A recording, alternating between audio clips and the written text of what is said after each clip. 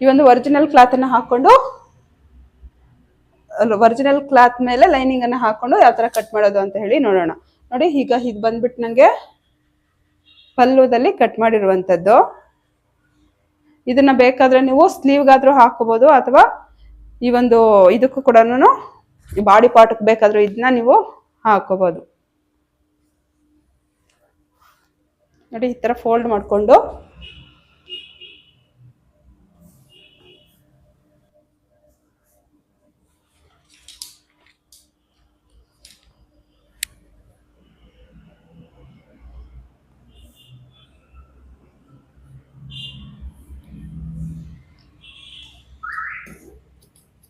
ಒಂದು ಸ್ವಲ್ಪ ಎಕ್ಸ್ಟ್ರಾ ಬಿಟ್ಟು ಸುತ್ತಲೂ ಈ ತರ ಕಟ್ ಮಾಡ್ಕೊಂಡ್ರೆ ಇದು ಮುಗಿಯುತ್ತೆ.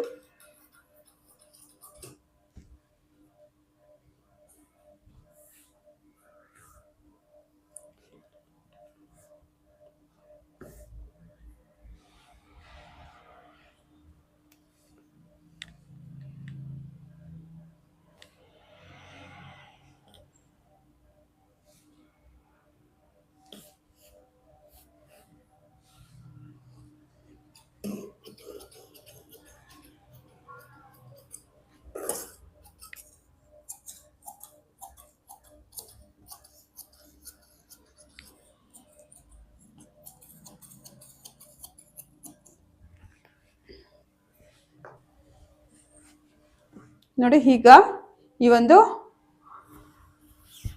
ಬಾಟಮ್ ಪಾರ್ಟ್ ಅನ್ನ ಆ ತರ ಕಟ್ ಮಾಡೋದು ಅಂತ ಹೇಳ್ಬಿಟ್ಟು ನೋಡೋಣ. ಬಾಟಮ್ ಪಾರ್ಟ್ನು ಅಷ್ಟೇನೆ ನಾವು ಲೈನಿಂಗ್ ಅನ್ನ ಯಾವ ರೀತಿ ಫೋಲ್ಡ್ ಮಾಡ್ಕೊಂಡಿದ್ವೋ ಆಸ್ ಇಟ್ ಈಸ್ ಅದೇ ತರ ಈ ಒಂದು ಬಾಟಮ್ ಪಾರ್ಟ್ ಅನ್ನು ಕೂಡ ಈ ತರ ಫೋಲ್ಡ್ ಮಾಡ್ಕೋಬೇಕು.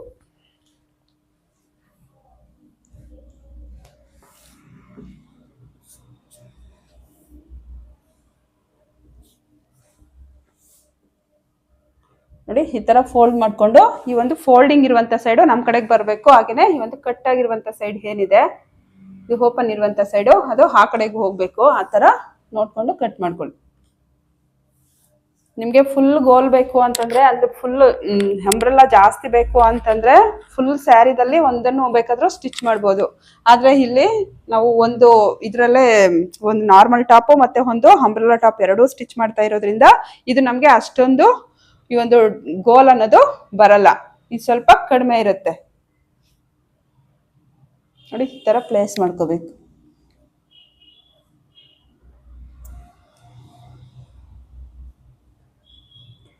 ಈ ತರ ಪ್ಲೇಸ್ ಮಾಡ್ಕೊಂಡು ಆದ್ಮೇಲೆ ನಾವು ಈಗಾಗ್ಲೇ ಇದ್ರಲ್ಲಿ 3 ಇಂಚ್ ಕಡಿಮೆ ಮಾಡ್ಕೊಂಡಿದ್ವಿ ಅಲ್ವಾ ಲೈನಿಂಗ್ ಅಲ್ಲಿ. ಈಗ ಇಲ್ಲಿಗೆ ಬರೋ ಅಷ್ಟರಲ್ಲಿ ನಮ್ಗೆ ಎಷ್ಟು ಬರ್ಬೇಕು 28 ಇಂಚು, ಅದಕ್ಕೆ ಪ್ಲಸ್ 1 ಇಂಚು ಆಡ್ ಮಾಡ್ಕೋಬೇಕು. 29 ಇಂಚು ನಂಗೆ ಈಗ ಇದು ಲೆಂತ್ ಬೇಕು 29. ಯಾಕೆಂದ್ರೆ ಕೆಳಗಡೆ ಫೋಲ್ಡ್ ಮಾಡೋಕೆ ನಮ್ಗೆ ಒಂದು 1 ಇಂಚು ಅಷ್ಟು ಬೇಕಾಗುತ್ತಲ್ಲ, ಅದಕ್ಕೆ 1 ಇಂಚು ನಮ್ಗೆ ಮೇಲೆ ಕೆಳಗೆ ಎರಡಕ್ಕೂ ಫೋಲ್ಡಿಂಗ್ ಅಲ್ಲಿ ಹೋಗುತ್ತೆ ಅನ್ನೋ ಕಾರಣಕ್ಕೆ ಇಲ್ಲಿ ಇನ್ನೊಂದು ಇಂಚ್ ಆಡ್ ಮಾಡ್ಕೊಂಡು 29 ಇಂಚಿಗೆ ಏನ್ ಮಾಡ್ತಾ ಇದ್ದೀನಿ ಈ ತರ ಮಾರ್ಕ್ ಅನ್ನ ಮಾಡ್ಕೋಬೇಕು.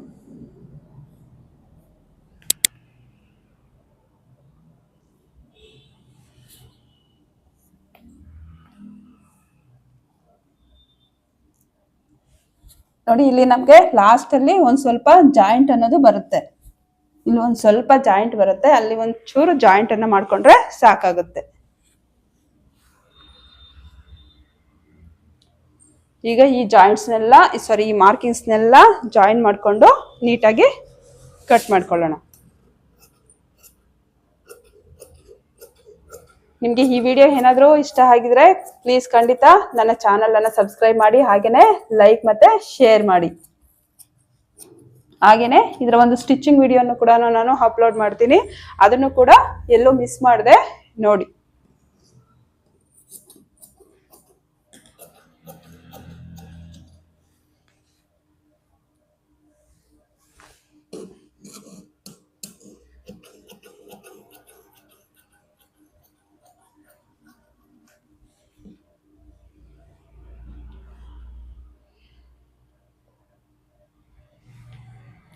ಅಂಬ್ರೆಲಾ ಟಾಪ್ ಕಟ್ಟಿಂಗ್ ಮತ್ತೆ ಸ್ಟಿಚಿಂಗ್ ತುಂಬಾನೇ ಕಷ್ಟ ಅನ್ಕೋತೀವಿ, ಆದ್ರೆ ಇದು ನಾರ್ಮಲ್ ಟಾಪ್ ಗಿಂತಾನೆ ತುಂಬಾನೇ ಈಸಿ ಆಗಿರುತ್ತೆ. ಆದ್ರೆ ಇದು ಕಟ್ ಮಾಡೋದಂಥದ್ದು ನಮ್ಗೆ ಗೊತ್ತಿರ್ಬೇಕು ಅಷ್ಟೇನೆ. ಈಗ ಈ ಒಂದು ಬಾಟಮ್ ಪಾರ್ಟ್ ಕೂಡ ಕಟ್ ಮಾಡಿ ಈಗ ಸ್ಲೀವ್ಸ್ ಯಾವ ತರ ಕಟ್ ಮಾಡೋದು ಅಂತ ಹೇಳ್ಬಿಟ್ಟು ನೋಡೋಣ. ಇಲ್ಲಿ ನಾನು ಸ್ಲೀವ್ಸ್ ಕಟ್ ಮಾಡೋದಕ್ಕೋಸ್ಕರ ಒಂದು ಅರ್ಧ ಮೀಟರ್ ಆಗುವಷ್ಟು ಈ ಒಂದು ಲೈನಿಂಗ್ ಅನ್ನ ಕಟ್ ಮಾಡ್ಕೊಂಡು ಮೇನ್ ಕ್ಲಾತ್ ಅನ್ನ ಕಟ್ ಮಾಡ್ಕೊಂಡಿದೀನಿ. ನೋಡಿ ಸ್ಲೀವ್ಗೆ ಕಟ್ ಮಾಡ್ಕೊಳ್ಳೋಕೆ ಈ ತರ ನಾವು ಫೋಲ್ಡ್ ಮಾಡ್ಕೋಬೇಕು. ನೋಡಿ ಇದಿದೆಯಲ್ವಾ, ಇಲ್ಲಿ ಎರಡು ಸ್ಲೀವ್ ಒಂದೇ ಸರಿ ಕಟ್ ಮಾಡ್ಕೊಳ್ಳೋದಕ್ಕೆ ಈ ತರ ಕ್ಲಾತ್ ಅನ್ನ ಈ ತರ ಫೋಲ್ಡ್ ಮಾಡ್ಕೊಂಡು ಮತ್ತೆ ಇದನ್ನ ಈ ತರ ಫೋಲ್ಡ್ ಮಾಡ್ಕೋಬೇಕು.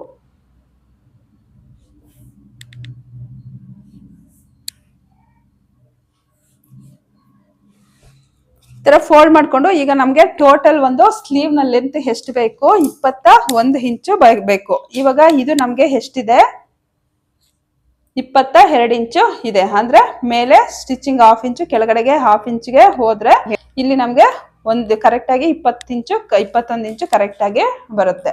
ಓಕೆ, ಇಲ್ಲಿ ನಮ್ಗೆ ಕೆಳಗಡೆಗೆ ಬಾಟಮ್ ಲೂಸ್ ಎಷ್ಟಿದೆ ಅಂತ ಅಂದ್ರೆ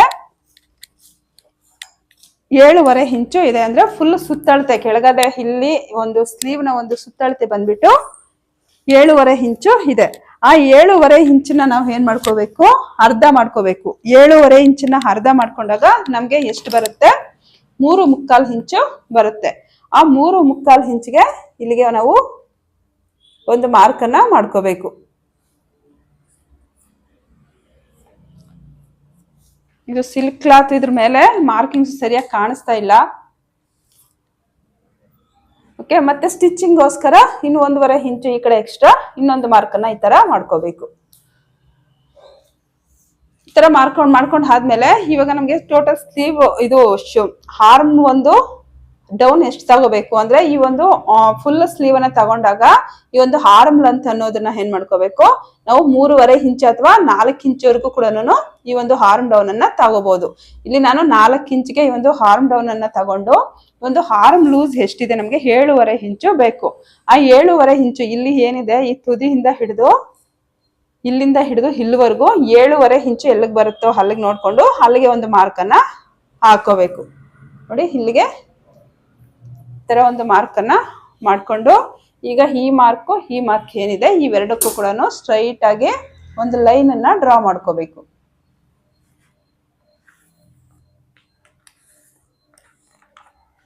ಮತ್ತೆ ಆ ಕಡೆಗೆ ಇನ್ನು 1.5 ಇಂಚಿಗೆ ಎಕ್ಸ್ಟ್ರಾ ಮಾರ್ಜಿನ್ಗೋಸ್ಕರ ಬಿಟ್ಟಿದೀವಲ್ವಾ, ಅಲ್ಲಿಗೂ ಕೂಡ ಇನ್ನೊಂದು ಲೈನ್ ಅನ್ನ ಈ ತರ ಡ್ರಾ ಮಾಡ್ಕೋಬೇಕು.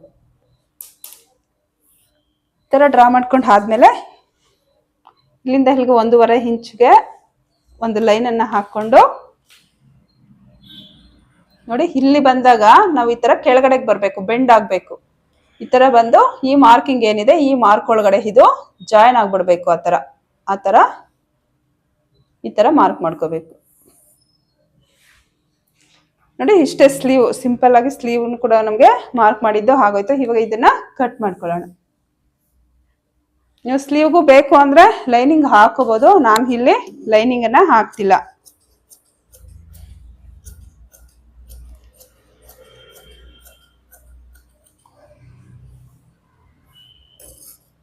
ಎಲ್ಲೂ ಕೂಡ ವಿಡಿಯೋನ ಸ್ಕಿಪ್ ಮಾಡದೆ ನೋಡಿ, ಆಗ್ಲೇ ನಿಮ್ಗೆ ಪರ್ಫೆಕ್ಟ್ ಆಗಿ ನೀಟಾಗಿ ಅರ್ಥ ಆಗೋದು. ಒಂದ್ಸರಿ ಅರ್ಥ ಆಗಿಲ್ಲ ಅಂದ್ರೆ ಮತ್ತಿನ್ನೊಂದ್ಸರಿ ನೋಡಿ, ನೀಟಾಗಿ ಅರ್ಥ ಆಗುತ್ತೆ.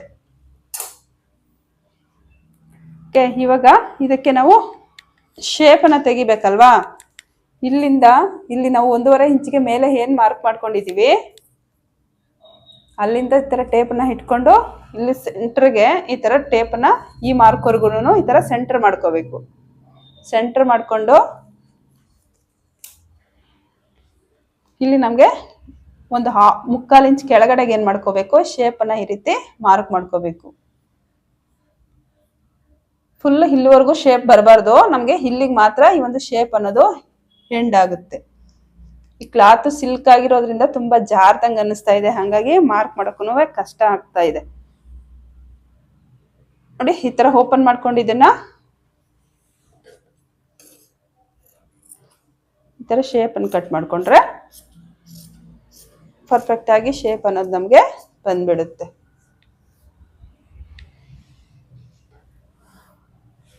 ಓಕೆ,